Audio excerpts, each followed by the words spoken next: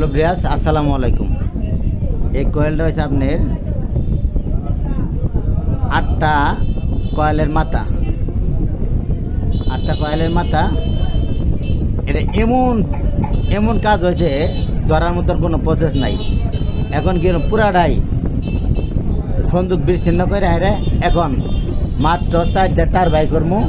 আপনারা দয়া করে ধৈর্য সহকারে দেখতে থাকুন।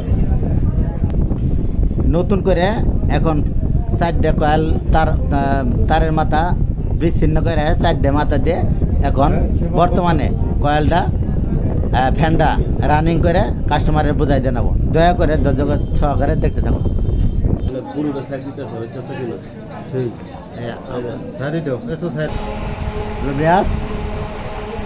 ফ্যানটা কমপ্লিট হয়েছে।